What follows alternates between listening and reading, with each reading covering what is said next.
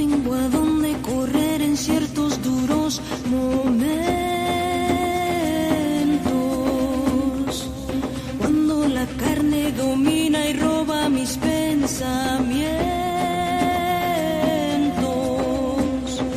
Me envuelven las sombras de confusión, se vuelve más fuerte la tentación y yo no sé qué hacer.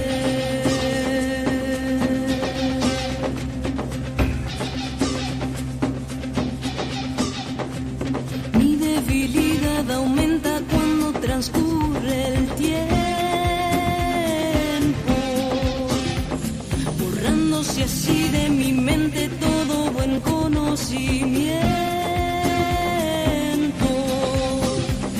Me sobran excusas para desistir, si todos lo hacen, ¿para qué resistir? Y yo me siento caer. Señor, recuérdame todo tu amor, hazme fuerte para no caer en esta tentación. Si fallo, dame el valor para volver. En el nombre del Padre, y del Hijo, y del Espíritu Santo. Amén. Vamos a tratar ahora el tema de la liberación. ¿Por qué necesitamos ser liberados? ¿Por qué liberación? ¿Liberación de qué? Pues queremos liberarnos de aquello que está mal, de aquello que nos molesta, de aquello que nos hace daño. ¿Liberación por qué? ¿Por qué el hombre necesita liberación? Porque está atado, esclavizado, porque ha caído en el pecado. Por lo tanto, hablamos de liberación porque ha habido una opresión. Si no hubiera habido opresión, atadura, esclavitud, no hablaríamos de liberación. El que necesita ser liberado es el esclavo, el oprimido, el que no es libre. Está claro, ¿verdad? Liberaciones para ser liberados, para volver a ser libres. El hombre fue creado en la libertad originaria, cayó en el pecado, y el pecado nos ha esclavizado. Somos, pues, estamos atados por esta situación. Por lo tanto, ¿de qué necesitamos liberarnos? Necesitamos liberarnos del mal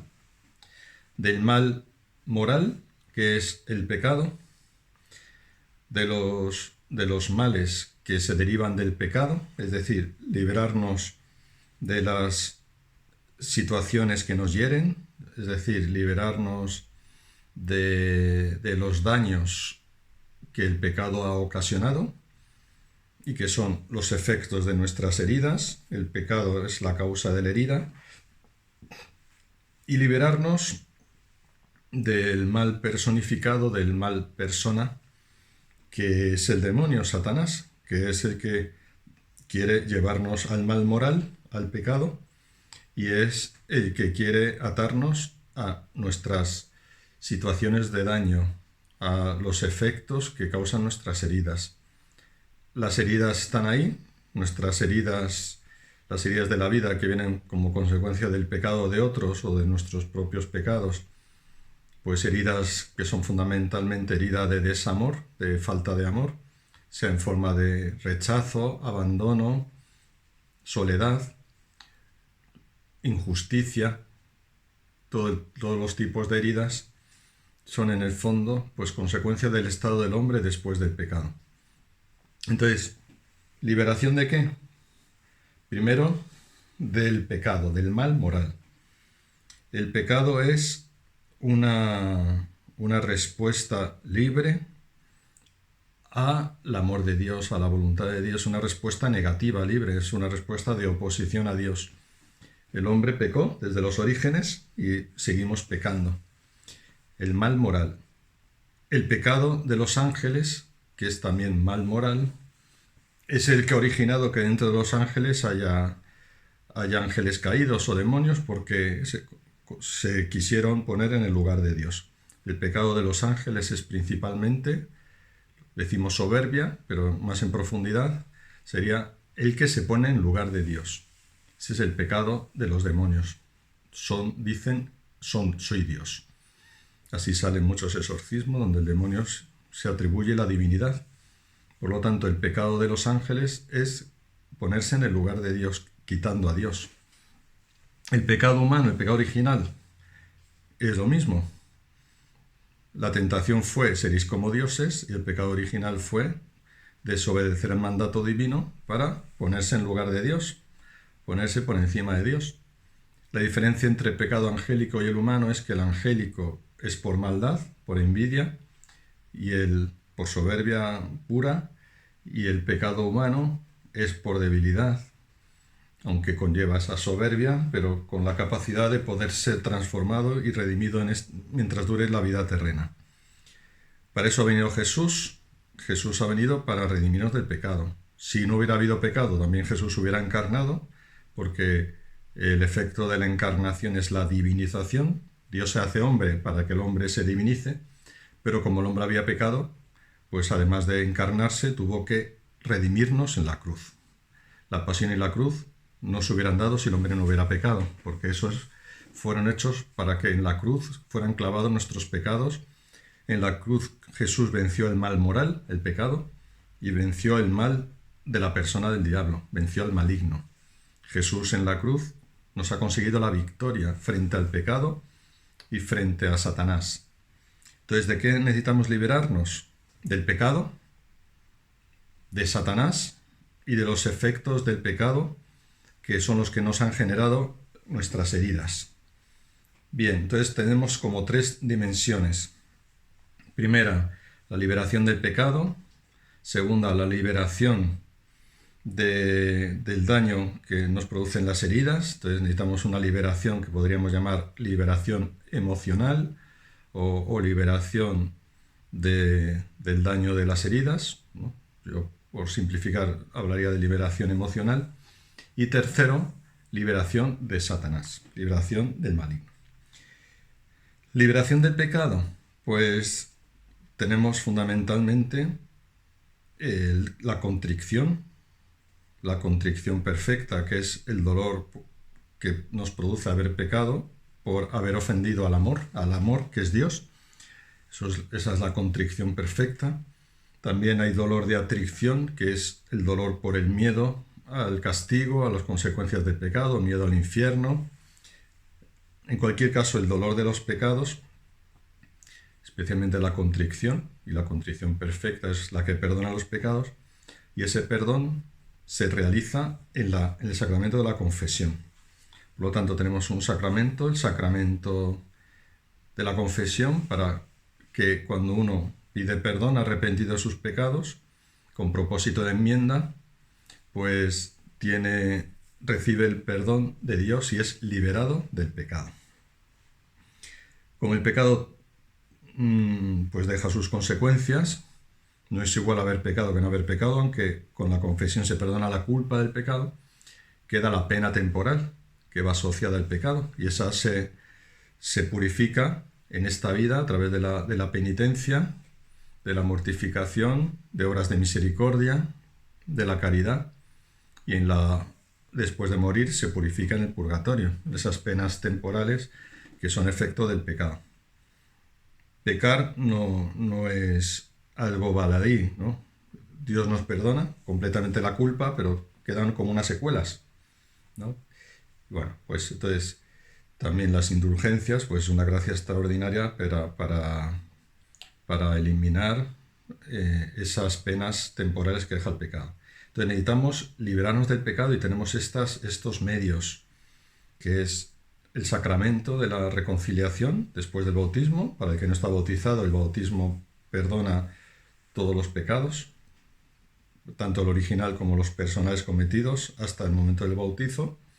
Y después del bautismo, el sacramento de la reconciliación, por el cual somos perdonados de la culpa, que de la pena temporal, que se va purificando a través de las situaciones de la vida, la penitencia y luego en la vida eterna en el purgatorio. Entonces tenemos ahí la liberación del pecado, que es el peor mal, porque es el mal que nos aparta de Dios. El pecado, la definición de pecado más propia y muy sintética, es la ruptura de la comunión con Dios, romper con Dios.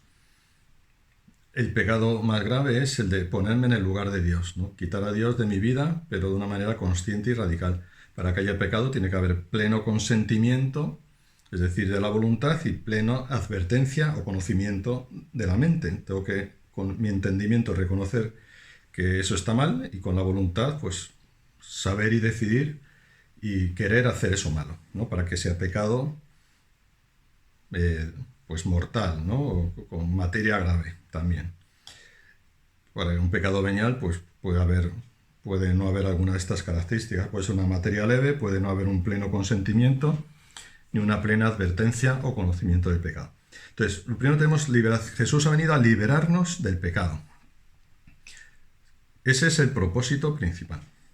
Si recordáis, cuando ese paralítico que le llevan y le descienden por el tejado de esa casa, Jesús lo primero que dice es: tus pecados quedan perdonados.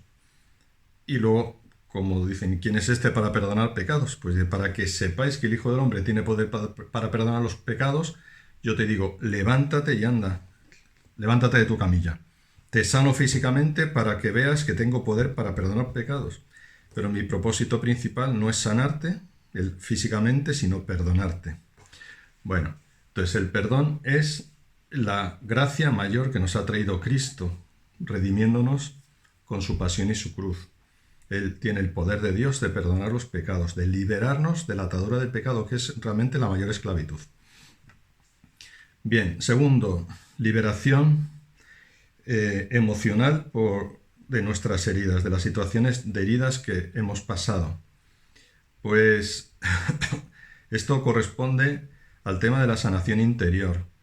Estamos llamados a vivir en libertad y nuestras heridas nos están condicionando, nos están atando a situaciones, a hábitos, a tendencias que a veces acaban en pecado, tendencias que simplemente pues, nos esclavizan, ¿no? Como son adicciones, dependencias, etc.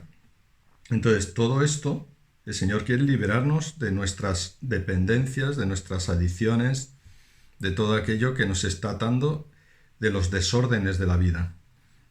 Estamos llamados a vivir en un amor ordenado, un amor puro, en un amor entregado. Y por mi herida principal y por mis heridas, pues a veces o enfoco cosas de manera desordenada, vivo relaciones desordenadas, vivo en la relación con los bienes, con el tiempo, con mis dedicaciones de manera desordenada y necesito pues ordenarlo todo. Entonces, ahí es sanación interior de las consecuencias de mis heridas para ser liberado de esas esclavitudes. De este tema hemos hablado ya en otra charla sobre sanación interior, que uno puede acudir a ella. Y liberación del que nos tienta, del que responsablemente, por ser un ser inteligente y libre, pues decidió enfrentarse a Dios y constituirse como Dios frente a Dios, que es el diablo. Esto sería la liberación frente a las asechanzas del maligno. En esto nos vamos a detener un poco más. El diablo es un ser personal, es una persona, es un ángel. Tiene todas las características de ángel y por lo tanto tiene poder y capacidad de actuación, poder y capacidad de materializarse y de interactuar con nosotros. Siempre bajo la permisión de Dios. Si Dios lo permite, pues puede hacerlo, como vemos en el libro de Job. Es Satán el que va preguntando a Dios y Dios le va permitiendo. ¿Por qué Dios permite la acción del diablo? Para para probarnos, para purificarnos. Es también un camino de purificación por el que pues, nos ahorramos, entre comillas, ese espacio de purgatorio. Pues es una purificación, una prueba para probarnos en el amor y en nuestra fidelidad. Entonces Dios permite que el diablo actúe. La actuación del diablo la podemos distinguir dos tipos.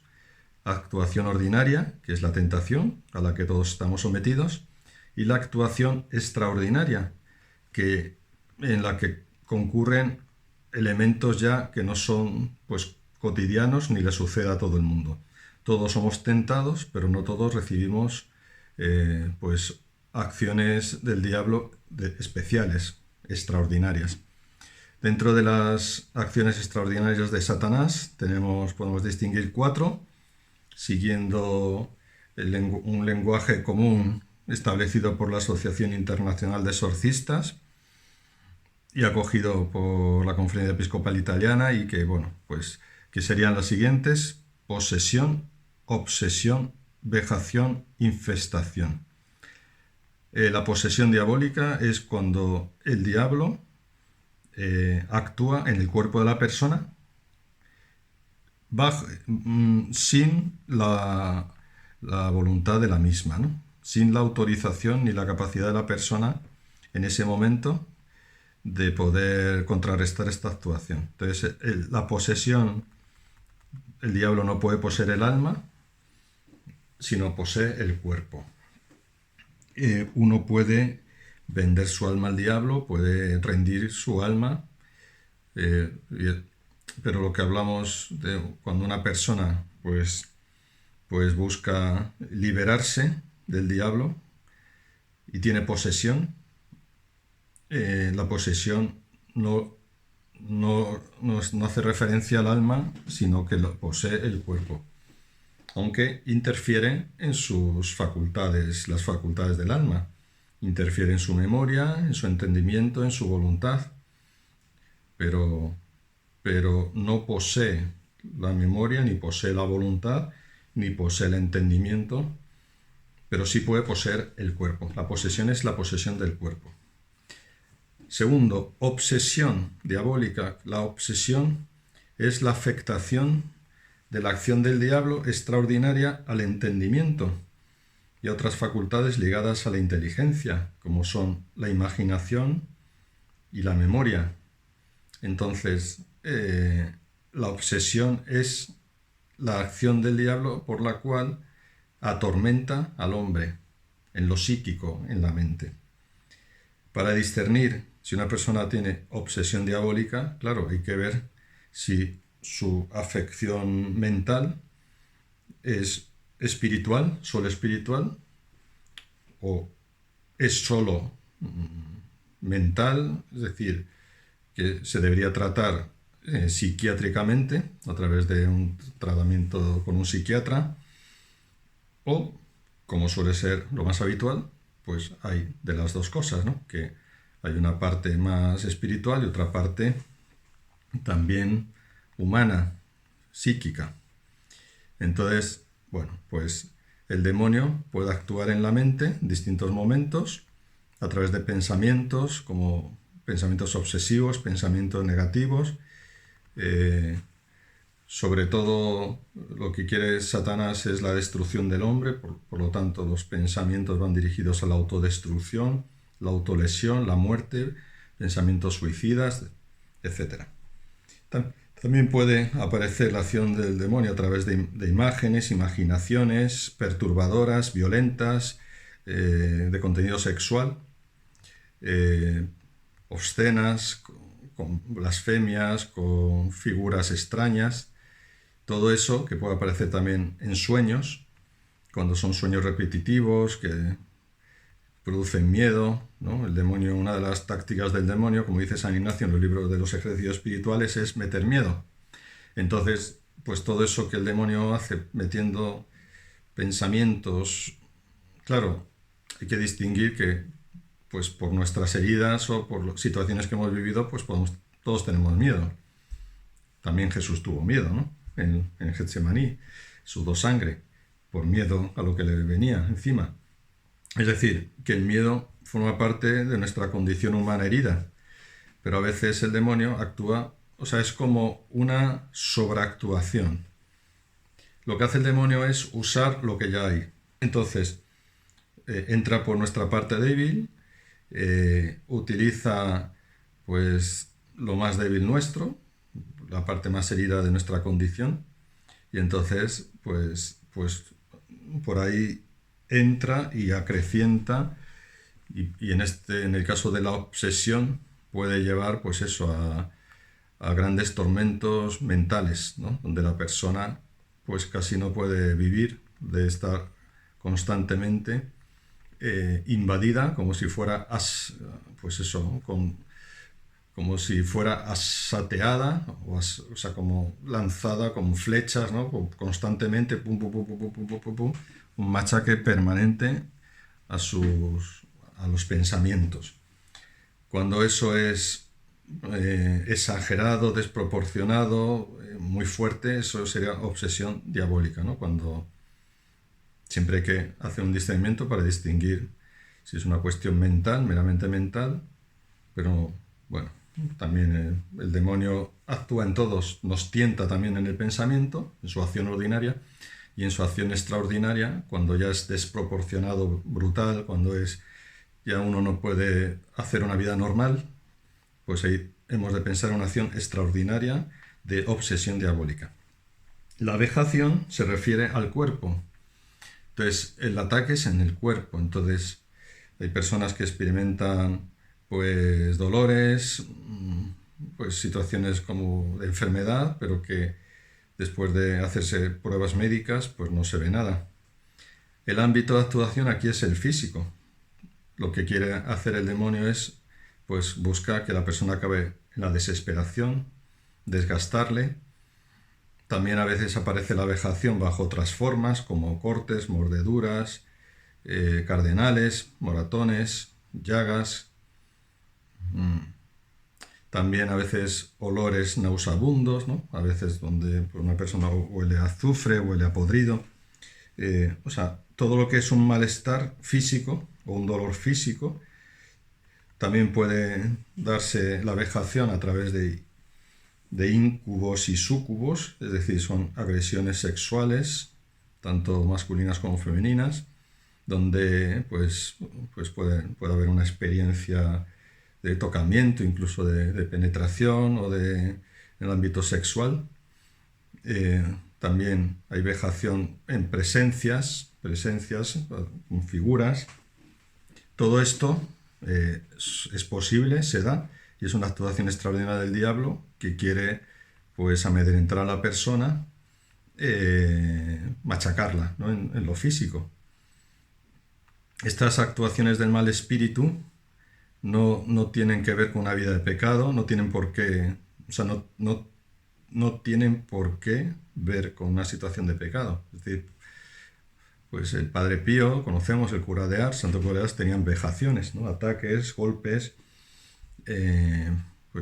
movimientos, ruidos, perturbadores.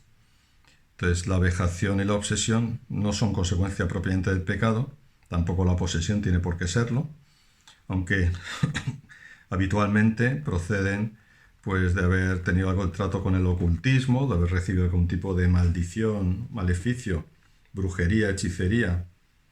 Y luego está la infestación, cuarto.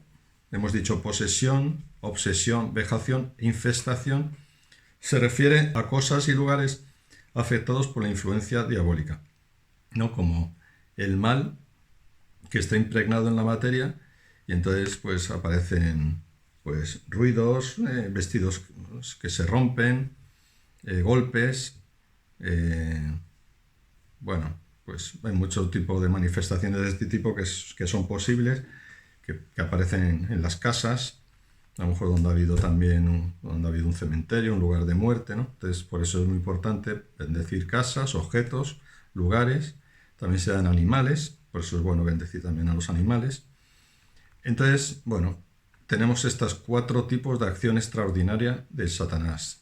Posesión, por la cual el demonio toma el cuerpo y y hay ocasiones, no es siempre, ¿no? Pero en ocasiones la persona, sobre todo en momentos especiales, ¿no? De donde hay gracia, en una oración, una adoración, cuando se reza por ella en intercesión o por sanación o por liberación, pues donde la persona se ve como eso, atacada y como que por encima de su voluntad pues aparece, habla el demonio a través de la persona, se mueve el demonio usando los miembros, el cuerpo de la persona.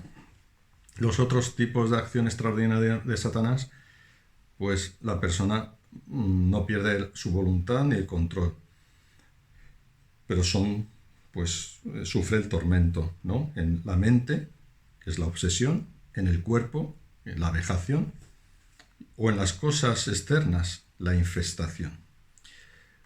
¿Cómo actuar ante estas situaciones, no? Pues Jesús vino a liberarnos del pecado, pero también a liberarnos de la acción del mal. Entonces Cristo es la solución a este problema. Solo Él puede liberarnos, solo Él puede salvarnos. Entonces Jesús hizo exorcismos en su vida y en la Iglesia Él ha dado el poder a los ministros para hacer exorcismo. El ministro del exorcismo es el obispo y aquel en quien el obispo delega, los exorcistas. La Iglesia tiene la llamada a ser instrumento de liberación para las personas. Entonces, con permiso y conocimiento del obispo, de la autoridad competente, puede haber ministerios de liberación de laicos, en los cuales, pues con una formación suficiente, necesaria, y pues puede haber equipos y ministerios de liberación por los que se ore por la liberación de la persona. La oración de liberación es más adecuada, o sea, no se puede realizar, pero no es la más propia para una posesión. Para la posesión, la oración más propia es el exorcismo. El exorcismo también se puede hacer para las demás manifestaciones extraordinarias, para la posesión, vejación, infestación, y la oración de liberación se realiza o está indicada para la obsesión, la vejación y la infestación, y para cualquier situación de la persona, ¿no? También incluso para la tentación, pero más específicamente para estas manifestaciones extraordinarias del diablo que no son posesión. Entonces, un ministerio de liberación, cuando detecta que hay posesión, pues debe derivarlo al exorcista. Pero un ministerio de liberación constituido podría orar por una persona con obsesión, no solo podría, sino que sería bueno que lo hiciera, para una persona con obsesión, con vejación y cuando hay infestación. Entonces, el exorcismo se puede aplicar en todos los casos y la liberación siempre que no haya posesión. Pero en ministerios constituidos no podemos orar por libre o por inspiración divina, sino a través de un ministerio organizado, porque el demonio es muy listo y entonces pues podemos con buena voluntad meternos en este tema y bueno, pues dejarnos engañar como ya ha pasado, incluso en exorcistas no suficientemente preparados.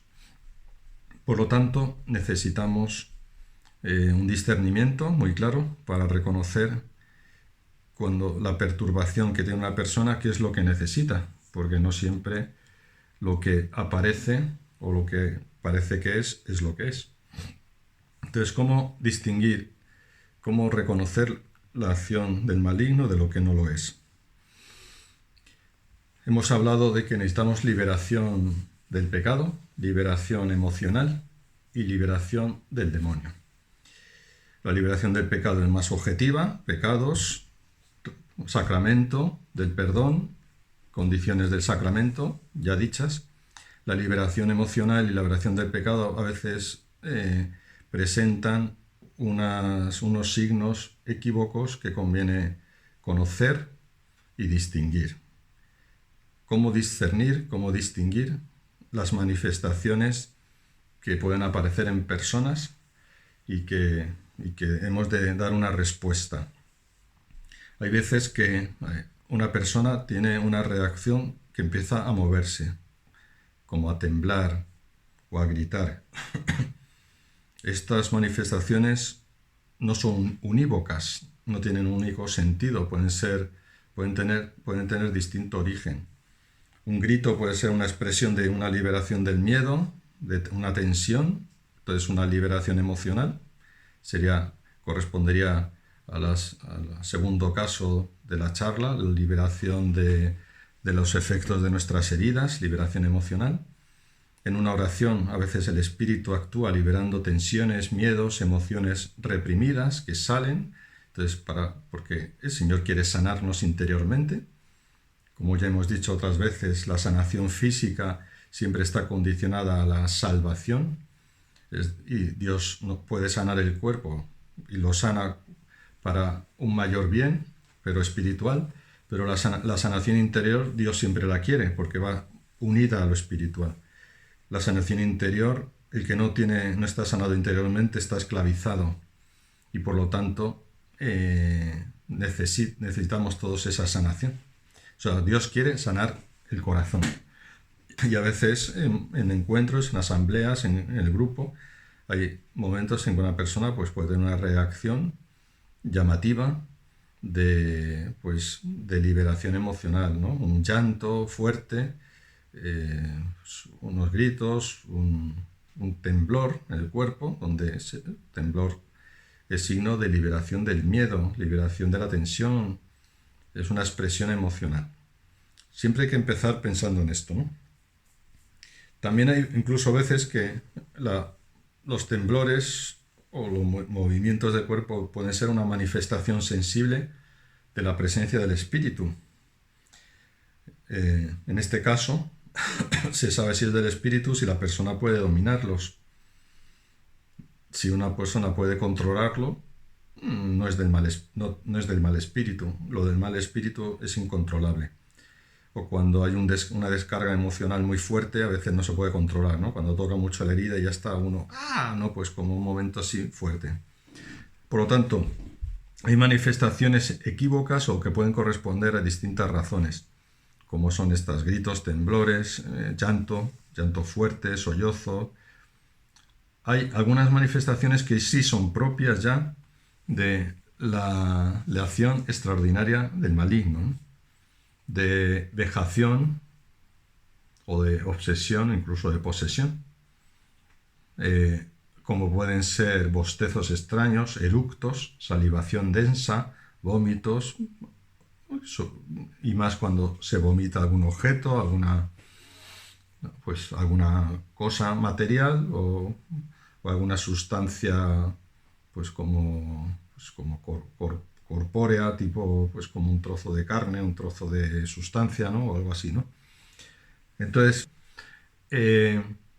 podemos ver en estas manifestaciones como más extrañas, ¿no? Más ahí, eso es una manifestación más indicativa de que es más del maligno. Hay otras expresiones que son más fuertes y que ya son signos de posesión, como puede ser una reacción de ira descontrolada, de violencia, blasfemias, escupitajos, rechazo fuerte a objetos religiosos o de devoción, el cambiar el registro de voz, hablar en lenguas desconocidas, tener una fuerza descomunal, poner los ojos en blanco, o sea, como reacciones ya donde la persona ya pierde el control. Y entonces, pues ahí podemos ver que son signos de posesión. ¿Qué hacer cuando sucede esto en un encuentro, en una reunión? Pues si es algo emocional, es bueno dejar que actúe. Es bueno que fluya, ¿no? O sea, que si uno necesita, llorar, pues dejar que llore. Que si llora mucho y está molestando, pues siempre algo que moleste a otros, pues si es una molestia fuerte, hay que ver la conveniencia de si está distrayendo, pues que salga de la sala. para que pueda seguir expresando lo que le está pasando, ¿no? Que pueda sentirse libre para expresar, porque el dolor se saca, sale con el llanto, con las lágrimas, el dolor, ¿no? Pues la tensión sale a veces pues con un movimiento o suspiros o incluso un grito, ¿no? A veces donde uno libera, ¿no? Entonces, si es algo emocional, es bueno dejar que salga, dejar que fluya, dejar que la persona pueda expresar, ¿no? Esto también en intercesión, pues, es lo adecuado. Cuando ahí percibimos que puede ser del espíritu, manifestaciones del espíritu, pues hay que dejarlas, ¿no? Como hemos dicho del descanso en el espíritu, pues hay que dejar que el espíritu haga su obra en la persona. Si uno pues tiene alguna manifestación como calor, algún movimiento así, pero que como que viene con paz, ¿no? Como que le va como una descarga, ¿no? Donde el espíritu va actuando y va como pasando por la persona y puede haber tenido una manifestación física de esa presencia, pues dejar, ¿no? Que el espíritu se manifieste como quiere. Y incluso las manifestaciones emocionales, además hay que permitirlas y favorecerlas, ¿no? Decir a la persona que deje, ¿no? Que no se corte y para que sea más libre pues puede ir a otra sala, a otro lugar, para también tener privacidad, ¿no? Porque siempre hay que conjugar la prudencia, ¿no? Ante los demás, el respeto de la persona y que pueda ella pues liberarse de eso que le está atando, ¿no? De esa herida que está saliendo y que necesita ser expresada. Cuando se detecta cuando vemos que la manifestación es más de Satanás o del diablo o tal, pues entonces conviene pues que la persona, sobre todo si está molestando, si haya manifestaciones más fuertes, como hemos dicho, ¿no? Temblores más bruscos, gritos, escupidajos, blasfemias, etcétera, como nos vemos, pues entonces conviene sacar a la persona del lugar y estar con ella, pues quien más preparado pueda estar. Pueden ser del ministerio de intercesión o personas como más maduras en la fe, y estar con ella, acompañarla, evitar el espectáculo, ¿no? Por eso es bueno sacarla, y rezar con ella. No hacer una oración muy fuerte, porque si hay posesión ante una oración muy fuerte, el demonio contrarresta y no es el momento, sino hacer una oración suave, rezando Ave Marías, invocando el nombre de Jesús, invocando la sangre de Cristo para protegerse también los que están ahí, de tal manera que podamos en ese momento, pues que la persona pueda irse tranquilizando, ¿no? Después a esta persona se la derivará a un ministerio de liberación o un exorcista, según el caso, y hablar con ella para que no, en fin, hacer un acompañamiento, un pastoreo de la persona para que no se asuste, para que vea que lo que le está pasando, pues bueno, como que entra dentro de las cosas que pasan y que pueden pasar, y que pueda, pues eso, tranquilizarse y bueno, ya enfocarlo para que haga un tratamiento.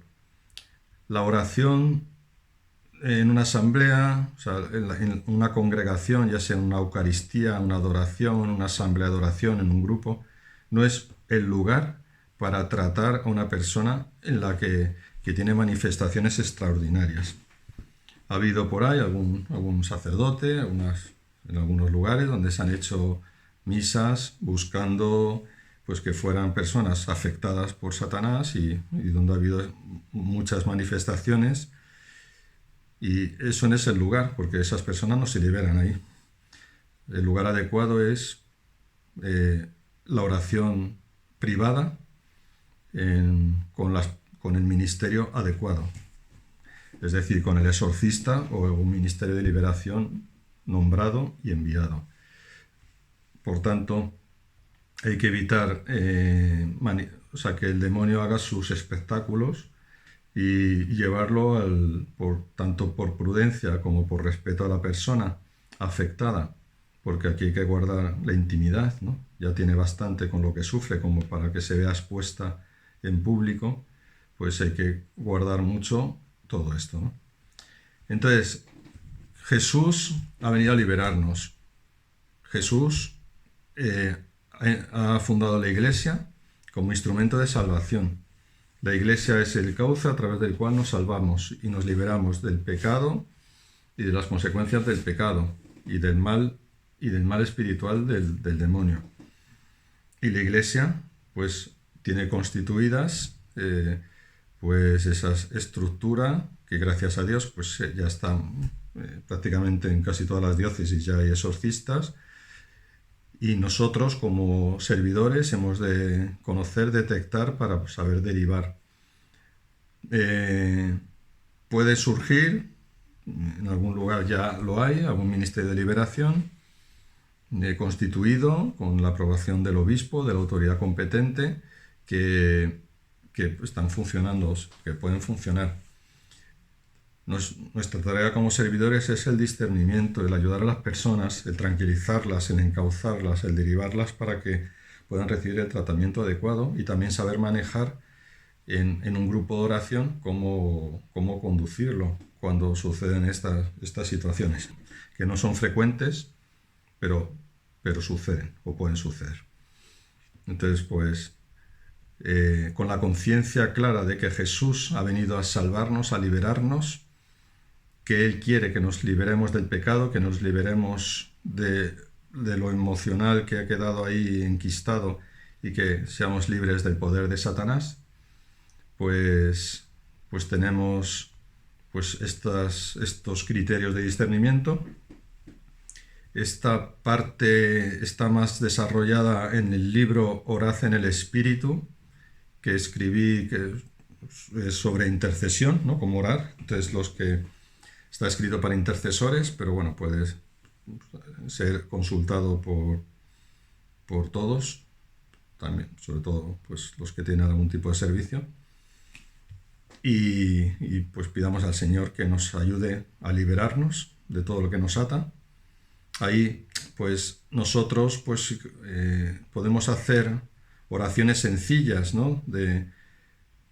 Pues lo pueden hacer los servidores o el ministerio de acogida o junto con el ministerio de intercesión, ¿no? Pues si una persona siente ataques o se encuentra así mal, pues pedir que renuncie, hacer las renuncias a Satanás, las que hacemos en el bautismo, renuncia a Satanás, a todas sus obras, a todas sus seducciones, rezar el credo, rezar el Padre Nuestro con la persona, donde decimos líbranos del mal, del maligno, rezar oraciones como a la Virgen, la de bajo tu amparo, bajo tu protección nos acogemos, Santa Madre de Dios, oración de la sangre de Cristo. Todo eso podemos hacerlo nosotros con la persona, como en servicio a alguien que siente una opresión, podemos invitarla a que ella también haga estas oraciones.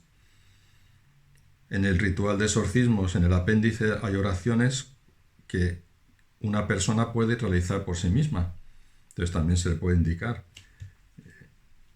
Podemos encontrarlo por internet, o en el ritual de exorcismos. Luego puede haber alguna oración de liberación que conviene discernirla para ver si es conveniente que una persona puede realizar cuando una oración hacia sí misma.